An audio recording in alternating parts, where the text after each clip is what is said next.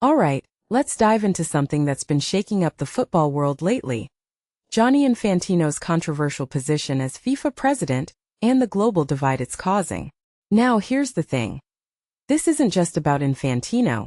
It's about the power dynamics, regional loyalties, and the future of football governance. So let's break it down. First off, what immediately grabs my attention is Mexico's decision to defy CONCACAF and back Infantino. Personally, I think this move is fascinating because it highlights the fractures within regional confederations. Mexico, a CONCACAF powerhouse, is essentially saying, "We're going our own way." What this really suggests is that national associations are increasingly prioritizing their own interests over regional unity. If you take a step back and think about it, this could be a sign of deeper discontent within CONCACAF. Maybe they're not getting the representation or benefits they feel they deserve. Now let's talk about Argentina's support for Infantino. The Argentine FA praised him for acknowledging his errors, which in my opinion is a strategic move to humanize him.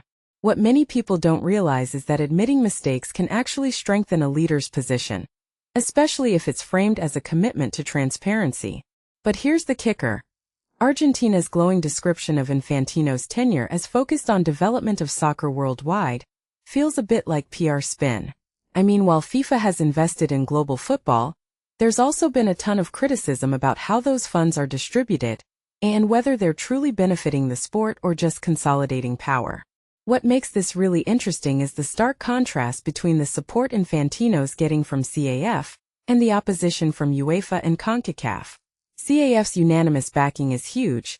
Africa is a massive voting bloc in FIFA, and their loyalty could be a game-changer for Infantino's future. But UEFA's stance is equally significant. They're not just opposing him, they're threatening a World Cup boycott. From my perspective, this isn't just about Infantino's leadership.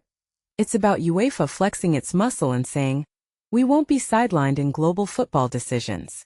One thing that immediately stands out is UEFA's description of Infantino's FIFA Forward Enterprise proposal as a shabby, backroom, opaque deal. That's a strong accusation, and it raises a deeper question.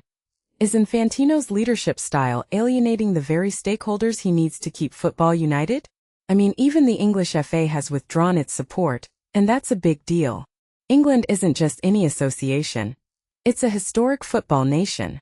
When they turn their back on you, it sends a message. CONCACAF's criticism is equally telling.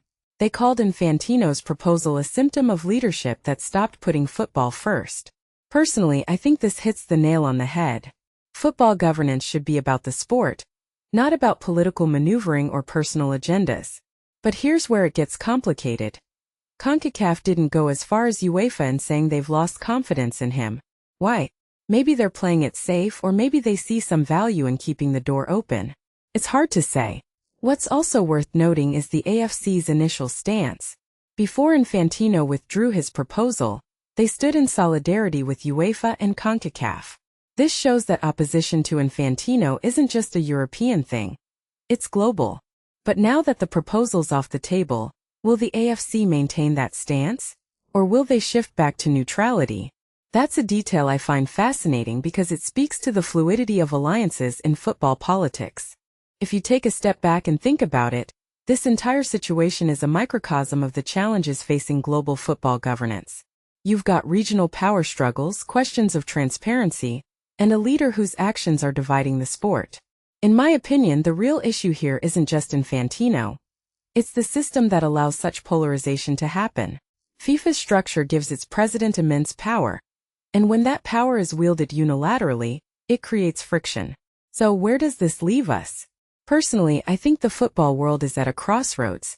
Infantino's leadership is being tested like never before, and the responses from confederations and associations are reshaping the global football landscape. What this really suggests is that the sport needs a more inclusive, transparent governance model, one that prioritizes dialogue over unilateral decisions. As we wrap up, I'll leave you with this thought. Football is more than just a game. It's a global phenomenon that unites billions. But when its leadership becomes a source of division, it's not just the sport that suffers. It's the fans, the players, and the communities that live and breathe it. So here's my question to you. What kind of FIFA do we want to see? One that's driven by unity and transparency, or one that's mired in controversy and division? Let me know your thoughts in the comments below.